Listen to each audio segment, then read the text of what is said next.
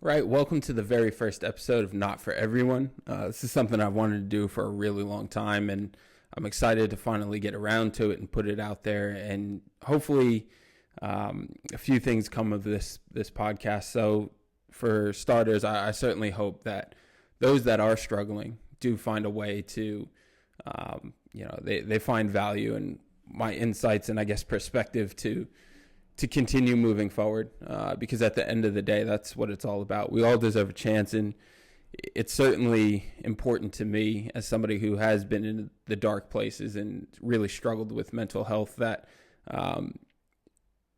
you find whatever it is that keeps you here one more day and moving forward one more step, whatever that looks like and whatever you're chasing, whatever you're dealing with. I certainly do hope that you find some value in that. I do also hope to really create some good conversation. And one thing that I've learned is that your voice is so incredibly important, and who you are and what you do and putting yourself out into the world. You never know who you can impact and what you can influence along the way. So for me, I think it's incredibly important that we all share our voice, and even if we have differing opinions, respectfully, I think it's important that we do share those, because you never know, if we can find that common ground, we may find the solution that many people may need. In this podcast, we're going to talk about mental health, which it's been well documented. I've talked about it. I've written about it for years now. And now that I'm running my own business, and the foundation of it really begins with mental health and well-being. And I'm going to share tools and tips and what I do with my athletes and the teams that I work with. So that's certainly part of it. We're going to talk about mental performance and pressure and stress and all those things as well. And we'll talk about relationships, talk about environments that we're in and how to create the things that are beneficial for you. And we're going to talk about a plethora of things, to be completely honest. But what I need people to understand is this is coming from life experience. This is what helped me get through my difficulties. This is what I've learned in my journey from, a skinny little kid from Hightstown, New Jersey, and I've traveled the world. I played professionally for 10 years. I played in front of 15,000 people at 18, 19 years old. I've dealt with the highs, I've dealt with the lows, and certainly in life, the ebbs and flows are always gonna hit us. It's not one straight line. It's certainly not always up. It's always gonna have to be the ups and the downs, and I think it's important that we share those stories and we have those conversations. I'll certainly have people on throughout the course of this, but the thing I really want to talk about today is just the general landscape of mental health. And, we've worked so hard, really over the last decade in particular, to start breaking down stigmas, and more professional athletes in particular are speaking out, and they're trying to normalize seeking help. And I think that's great. My concern, and what I'm starting to see that really concerns me, is we're starting to cross that fine line in the sand that says we're normalizing, we're trying to normalize symptoms of poor mental health. And instead of creating robust conversation and implementing actual tools to give to people to say, hey, look, if you're feeling this way, it could be because of this, and here's why. And full disclosure, I am pretty firmly against pharmaceutical intervention, especially early on. For myself, there are plenty of studies that have come out recently and saying that moderate exercise, I believe it was 4 times a week, is 2 or 2.5 more times more likely, more effective than the leading antidepressant on the market. And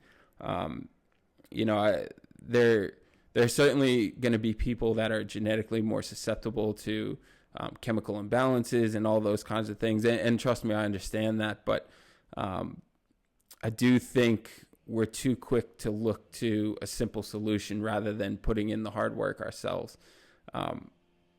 My viewpoint has always been that we've created the problem, and so now we can find the solution.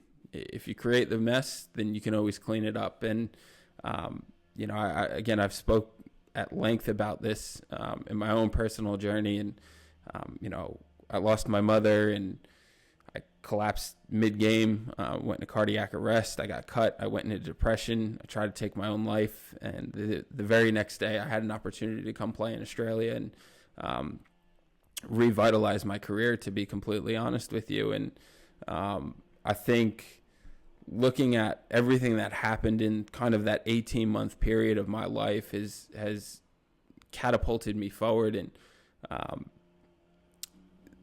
my mother was my best friend, and she was the person I could confide in. I always looked for advice. She was my biggest supporter, hands down. And at the end of the day, when I lost her, I was able to conceptualize what it was going to be like, but I wasn't able to understand what was going to happen. I think that's a big thing with people, and I think that's a human nature. I think at the end of the day, we're able to conceptualize things, but we can't understand it at its core until it's happened to us. And, when I lost my mother, I realized how truly unequipped I was to handle and really fix my own mental health. And I spiraled, and there's no two ways about it. I had drinking issues. Obviously depression, anxiety, and I had health issues as a result. And, all that was created by myself, though. And I've always looked at adversity, or I've come to look at adversity as a fork in the road. And at that fork, there's a stranger, and that stranger is always going to confront you. And that person is who you need to be to overcome that adversity. And so when you're meeting that person, it's just a reflection of you and who you need to become. And so if you are who you think you are, then when you meet that person, you can move on in your journey. Otherwise, you're going to have to go to the fork, and you're going to have to take the long way around it. At the end of the day, there's absolutely nothing wrong with that. And I think that needs to be very clear. But we have to make sure that we're constantly working on ourselves. And I'm going to get into what all that looks like over time. But, for me, it comes down to understanding that you're never a finished product. From the day you're born to the day you die, you're constantly learning, you're constantly growing. You simply cannot go through a day without learning. And so when we tie that back into mental health, your mental health is your responsibility. And I tell this to all the athletes that I work with. I've been lucky. I've built my business. I work with Olympic athletes. I work with NBA athletes. I work with PGA golfers, athletes all over the world. I'm incredibly grateful that I can impact those players and those individuals, more importantly. But the first thing I always tell my athletes is, look, your mental health is your responsibility. It is the same responsibility you have to be mentally fit as you are to be physically fit. You're going to have articles written at you. People from the crowd are going to say things to you.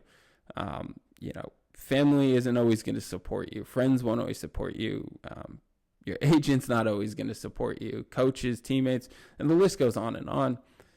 It's your responsibility to be your foundation. And I think that gets lost on a lot of people. We're always looking to be held up by somebody else. And, I see athletes now talking about how,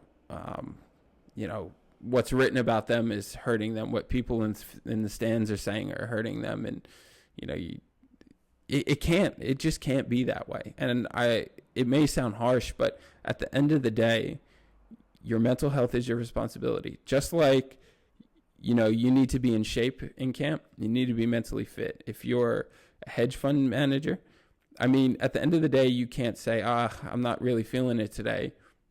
There's hundreds of millions of dollars that I'm responsible for that I'm not going to manage today because I've let my mental health go. And And later in this episode, we're going to talk a bit about how we prevent that stuff and what I found in the data in my business to provide some insight into how to take care of it and still achieve your own dreams. One of the things that I always preach to the teams in particular that I've consulted to is that you have to win well, and you have to it's sustainable success. Anybody can win for a month. Anybody can win for one season. Can you back that up? Are you creating better humans, not just better athletes?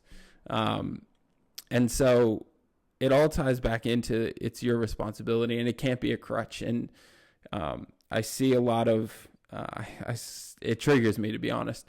I saw a podcast clip last week, and two hosts are talking about the medication that they're taking, the antidepressants, and it's a celebratory thing to them. Like they're literally celebrating, and it frustrates me because it sends the wrong message that you've created the problem. Now let's fix the problem, not let's go take a pill every day that's going to fix our problem, because the underlying issue is still sitting there.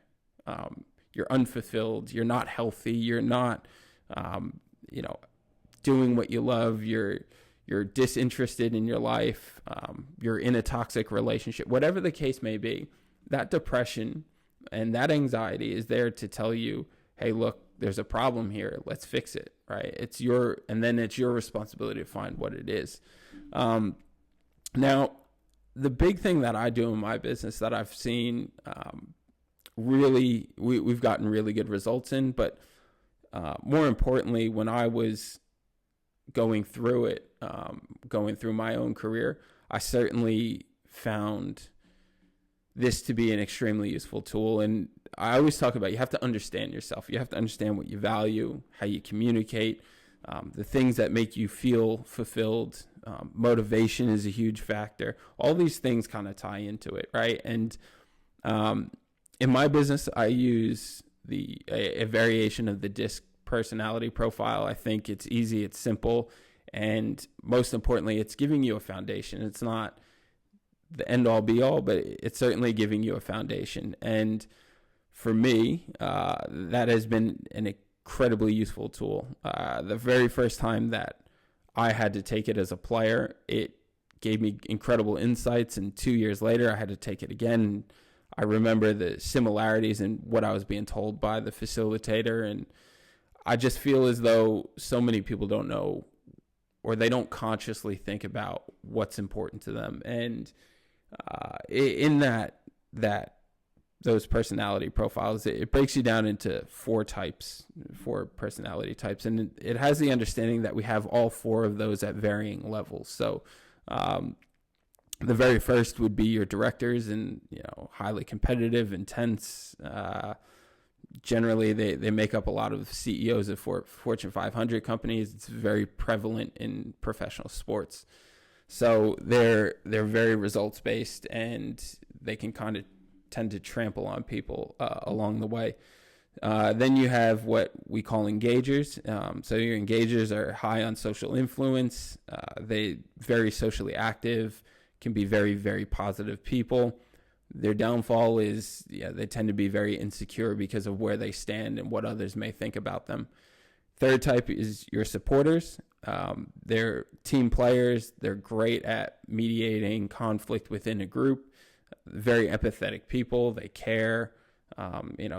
It's in the name what they're about. Not great leaders, and they tend to struggle to stand up for themselves during conflict, and they let people walk all over them as a result. And the final one would be your analyzers. And so your analyzers are logic-based. They follow the processes. They can take a while to make a decision, but they want to know that they have every detail, and they will do everything to make sure that they're correct in their decision-making. And the problem that they tend to face is lack of emotional intelligence, can be a bit withdrawn from groups, things of that nature. So, if that's something that you're interested in finding more out about yourself, you can certainly visit the website. We give out free assessments, and I think everybody has their strengths and their weaknesses, and you just have to learn to leverage your strengths, your natural strengths, to get whatever, to continue to progress in your own life. So that's the very first thing that I do with every client that I've ever worked with. It's, all right, let's sit down. This is who you are. This is what you're telling me you are. And so the really interesting thing about those scores is those assessments, it gives you 2 scores. So you have, this is who I am at the core value of me, and this is what's expected of me. So the core value is who you are, and then what's expected of you is what you project out into the world or a particular environment. So what I've found, and again, this is data from my own business. I'm not sure there are many published papers around this, but the more those 2 scores align, so the more they mirror each other, the better off that person's well-being has scored, the better off their performance has been, the more consistent they are in every area of their life, and the general well-being of that individual tends to be significantly better. So that's, again, something that comes back to authenticity. And look, it comes back to understanding who you are, and authenticity is the number one thing I think this world is starting to lose a bit. I think there's so many people that are so quick to follow trends, and social media, it's well documented the impact that it has both on our well-being and physical health, and comparison is such a huge thing. And I think authenticity and your individual self obviously go hand in hand. But for me as an athlete, my experience was really interesting because you're constantly being compared to somebody or something. And so whether it's, this is who you could become, this is the player that you're competing against, is who's better, Michael Jordan or LeBron James? It goes on and on and on. And for me, look, I think that authenticity is what blocks that noise out. So if you don't know who you are, then life can just, it is a roller coaster, and there's nothing that you can do about it. I'll use my own experiences, especially when I was in college in my early pro years. I was always trying to prove somebody else wrong. And I was certainly always trying to prove that I belonged and that I had value and all these things. And so I remember, I had negative articles written about me in college that I was a disappointment. I wasn't producing at the level that was expected, and yada, yada, yada. And, the same happens when you go overseas. And I remember my first pro coach, Bogdan, who, for my money, was the best coach I ever played for. He understood the game at such an elite level, and he had a really interesting approach to his leadership style. He was only 30 at the time. He was young, but he certainly was a leader of men. And one day I was, again, up and down, and he was trying to get me to play more aggressively, be a bit more selfish. And he took me out to breakfast, and we're sitting at this restaurant in Denmark, and he looks at me and he's like, "What drives you to play basketball?" And I told him, "It's opportunity. I love to do it." And he said, yeah, you Americans all say the same thing. You're all grateful and all that. But he's like, "But like, what drives you?" And I thought about it, and I was like, "Look, to be honest with you, I'm trying to prove people wrong. People have always said that what I couldn't do my entire career, and for me, I'm trying to prove people wrong." And he looked at me and he smiled and he shook his head and he said, "Listen, as long as that's in your mind, you're never going to achieve anything." And so I think, when it comes back to that individualism, I was never good enough in my own mind. It took me far too long. I would say I was probably 28 by the time I figured out that who I was as a player was good enough. And that was by far my best pro season. And, that always stuck with me. It's like, yeah, but how can I play for myself and not play to prove people wrong? That was the question I left asking. And now in hindsight, it's ridiculous that I couldn't figure that out. But at the same token, it shows where my headspace was. And I think for me, the biggest flaw that we make is we lose that authenticity of who we are as an individual. And so I have the thought going through my mind about there's a big wave surfer that I met here on the Sunshine Coast, and his name is Mark Visser. He's a world champion. He's a legend of a human being. And so I remember we tried to start a podcast a couple of years back, and we interviewed a handful of people, and Mark was one of them. And I remember a couple days before, I sent him a message. Hey, Mark, look, we have some questions. Do you want me to send them through so you can have a look and prepare your thoughts? And he's like, no, it's all good, because I want these answers to be as authentically me as possible. And that really stuck with me, because we had interviewed a few people and they wanted the questions, and fair enough, but this guy has no fear. He rides, 30, 40 foot waves, and it's driven because he almost drowned as a kid, and he's been afraid of the water, so he wasn't going to let that conquer him. So if you ever get a chance, look Mark Visser up. He does phenomenal stuff in the mental performance space. He does phenomenal stuff, with the oceans and all those kinds of things. Really interesting person, and certainly somebody we'll try to get back onto the show here. But going back to that point of authenticity, you have to just be yourself, because that's all you can be. You can only be the second best version of somebody else. And I look around, and there's so many people that try to directly emulate influencers.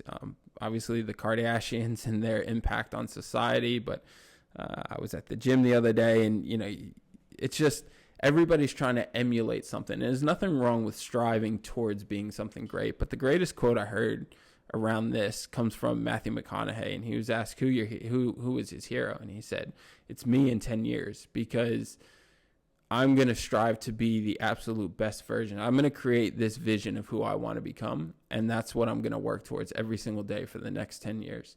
And when I get there, either I will or I won't be, but I've worked my hardest to become that person. And I think that is the ultimate approach to achieving anything in life, because you have to just be authentically yourself. Look, like I said, when I started this podcast, or now that I've started this podcast, I should say, it was never about hot takes. It's never about clicks and views and anything like that. It is about, this is who I am.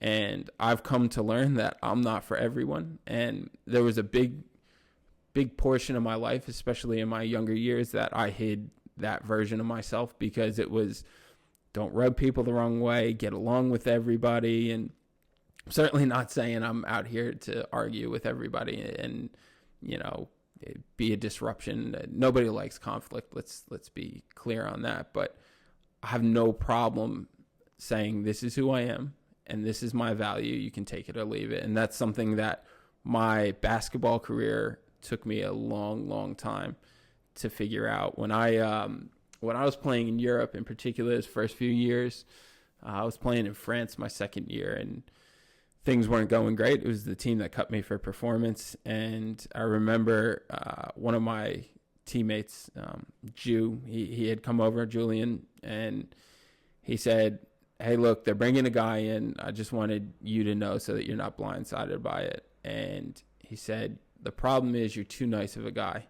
He said, you think nice guys last, and you got to understand that what you're worth is based on what you provide, right? And rolling over and just letting a club, push you around is never going to be the ideal situation. And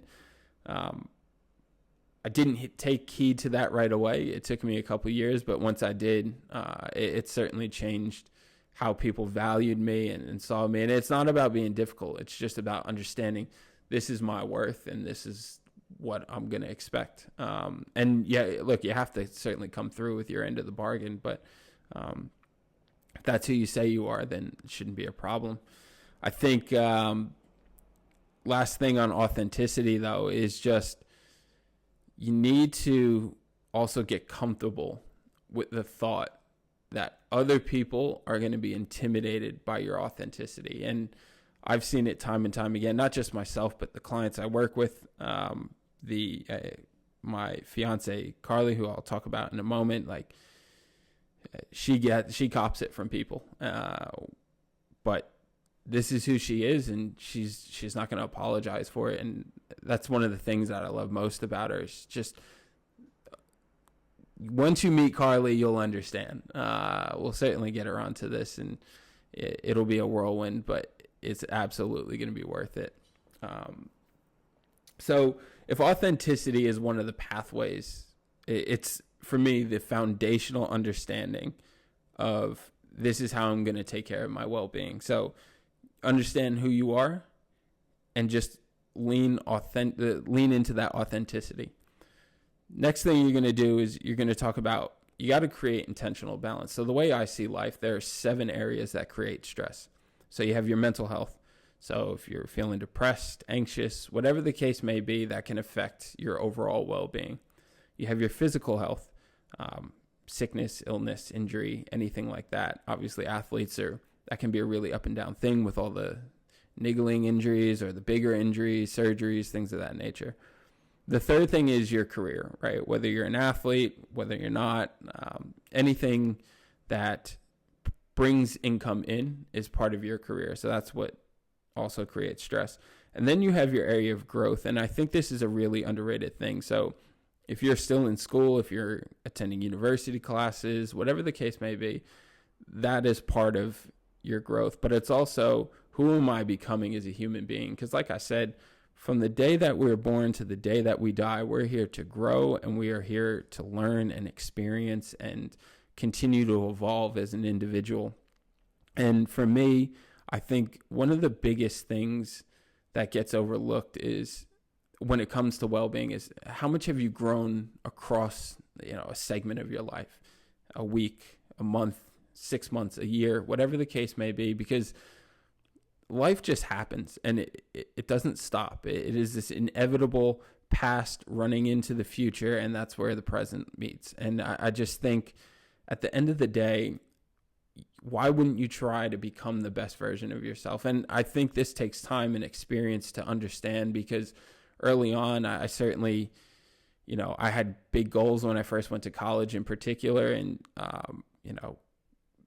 some of my teammates, I wouldn't say were most conducive to creating an environment of growth. And I allowed myself to fall victim to that to an extent. But when I would go home, I would be back at home for 5-6 weeks in the summertime. I would work out constantly, and then I'd go back to school, and I'd allow myself to be influenced, because again, you're trying to fit in those younger years, and you're trying to not cause tension and a rift within a team. Like you have a responsibility and a role in that team. And, I was afraid to push buttons. There's no two ways about it. And, I'm disappointed to admit that, but it's allowed me to not make those same mistakes as time has gone on. So then bringing on relationships, you have your personal relationships. So these are your partners. These are roommates, anybody you live with, if you speak to your best friend every day, family, if you're close with them, like your inner circle is where your personal relationships lie. And then you have your working relationships. So if you're an athlete, that's your sporting relationships, teammates, coaches, front office, medical staff, whoever it is. Otherwise, colleagues, bosses, managers, anybody that maybe you interact with often. And then you have just your general network. So those are your 7 areas that can create stress.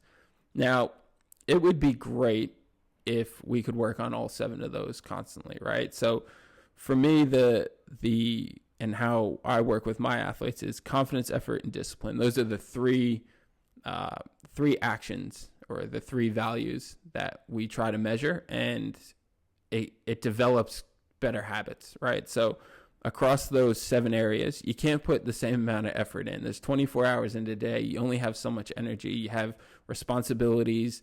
Some things are more apparent for some days, and some days, you don't need to even deal with it.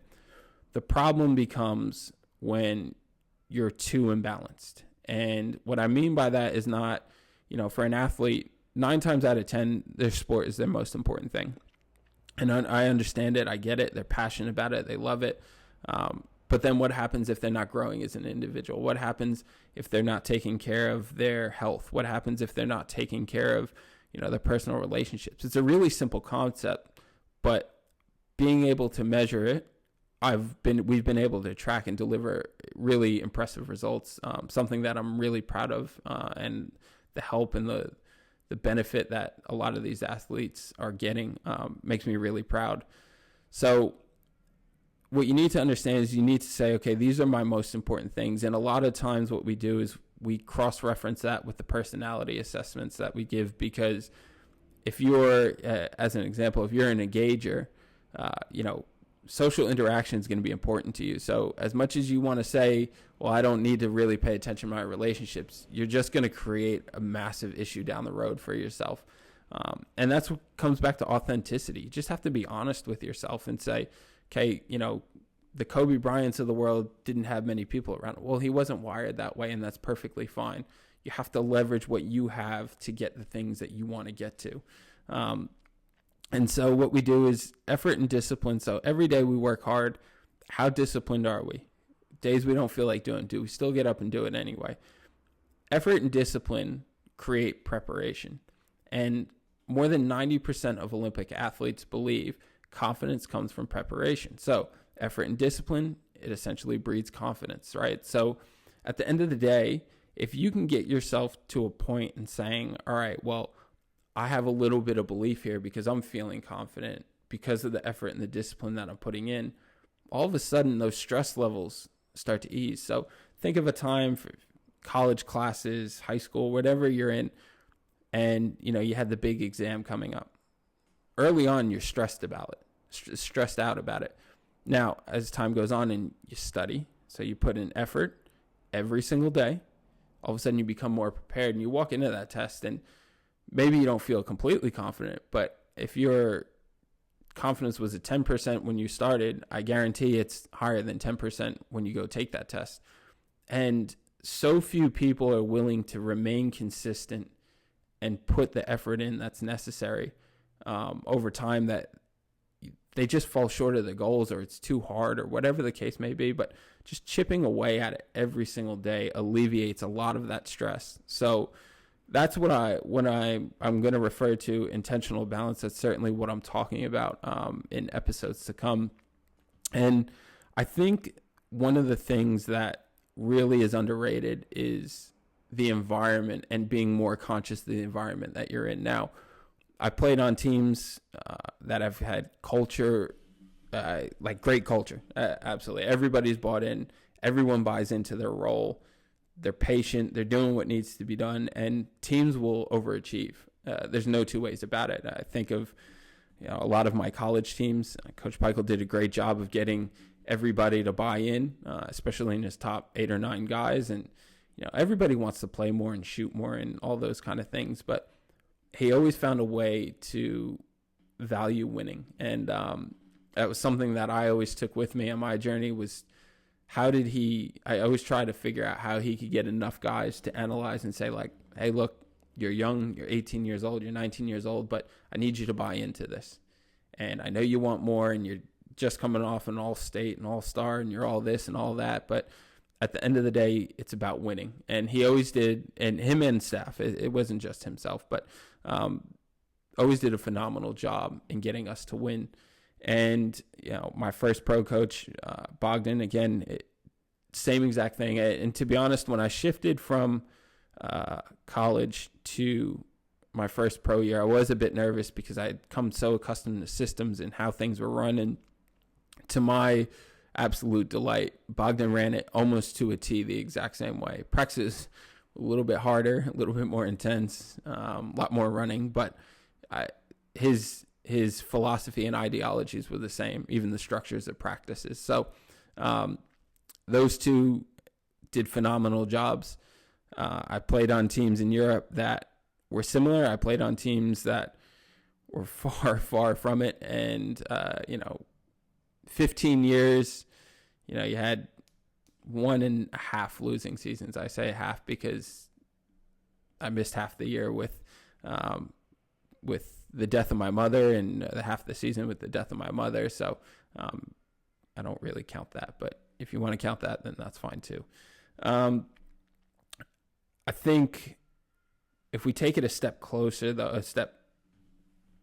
closer, I think people are so afraid of change, and often they're afraid of the change that comes in their relationships, because relationships take time to build trust. It takes time to form that connection. There are a million things that go. Relationships are incredibly complex, and I can't do it justice in a 40-minute episode here, but I certainly can say that if you put value into the relationship you're in, then putting the effort and being disciplined and all that kind of stuff, it becomes easy. And I'm going to be honest, throughout my life, there are very few relationships, personal relationships, not just romantic partners and things of that nature, but personal relationships that were truly healthy for me. And I remember when I came to Australia, so the second time, I got off the plane, and that 24-hour flight from New York to Brisbane, Australia, and I remember coming through the door, and the Brisbane airport, it's busy, it's international airport, and I walked through the doors, and of the thousands of people in the atrium, I just immediately locked eyes with Carly, who was there to pick me up. And I had two thoughts go through my head. And the very first thought was, oh shit. And the very second thought was, I'm going to marry that girl. And I had no hesitation, no nothing. And my mom always used to tell me, when you know, you know. And I think, I was always skeptical about, is it one person? Are you just compatible with people? But the moment that I saw Carly, I was so sold on what the rest of my life I wanted it to look like. And, there was a lot of growing that needed to happen on my end if I was going to make that work. And, she was incredibly patient with me. She was incredibly nurturing. She cared. She knew I was going through some difficult times. We used to, every time we would see each other, she would say, are we in good vibes today, Eric? And I would always tell her it was, but, I was heavily depressed. I was a few weeks coming off of trying to take my own life. And I had to go to the other side of the world. I had to completely pull myself out of all of the environments that I was associated with to that point. And I needed to go to the other side of the world to find the person that was going to help me on my journey. And as much as it is a community thing, right? Our relationships, and it takes a village to raise a child. It is still our responsibility. So all that work and all that effort Carly puts in doesn't go anywhere if I don't take accountability and I don't make it my responsibility to make the changes that I need. And I think so many of us think about growth and, the buzzword at the moment is, healing and self-love and all that kind of stuff. Like, that shit is hard. And it is so hard to pull yourself out of that. But I think as a society, we're not doing hard well enough. And what I mean by not doing hard well enough is we're so quick to just run to the next thing, right? Like, everything is so accessible in our lives. Social media, we know where everything that's going on in the world, what our friends and family are doing, the accessibility to information is like it's never been before. I mean, everything in the world is at your fingertips if you choose to use Google or, YouTube, whatever the case may be. And then I think the third thing that really hinders us is there's always somebody else that's looking for a way out of hard as well. And, as a former athlete and all the things that I've gone through, that really taught me the power of going through the hard, because that hard is there to make us better, allow us to grow, create all these things that essentially we're looking to do in our life. Like, you want to achieve something, it's not about what you have to become. It's about who you have to become. You have to become the person that can go through the hard that is necessary to get there, and then to plow through it once you are there. And I think that's something that gets lost on a lot of people nowadays. And I think, again, it's just the way society is structured. You see, there's a fine line between self-worth and fighting through that hard and knowing your place and creating the right environment, but fighting through. Like I said, my college career, I didn't really play in the beginning of it. And, I was a captain my senior year, and I was a full-time starter, and all those great things happened. But that could never have happened for me if I didn't go through hard first. And like I said, the healing and the growth and the personal development, all that shit is hard, man. Like, you have to really want to grow, because everybody says they want to grow and become better and heal and all those great things. But at the end of the day, you're only going to go as far as you're willing to go through hard. And, I do hope that everybody that's in a difficult time right now in their life and going through some difficult things doesn't feel like it's the end, because it's only hard right now because you haven't gotten to the level where you need it to be no longer hard, right? So what I mean by that, Bogdan used to talk about it all the time. He would talk about how,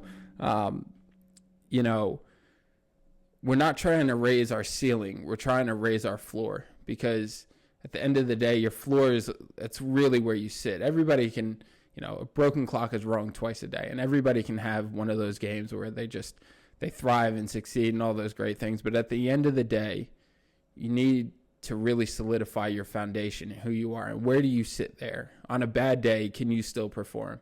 On a bad day, can you still find it in you to get out of bed and get moving and do the things that you need to do? And it's not about suppressing how you feel and brushing all that stuff under the rug. It's not about that. It's more about, okay, do I need to do and take responsibility for what I need to get done today? Because at the end of the day, you have a responsibility to you and a responsibility to the people around you. And one step forward is always going to be that key. And, David Goggins has a great clip going around right now where he talks about, he gets asked a question about these 24-hour races that he runs and whatnot. And, he said that it's not the 24 hours that gets you. It's the 450,000 seconds that are going to get you.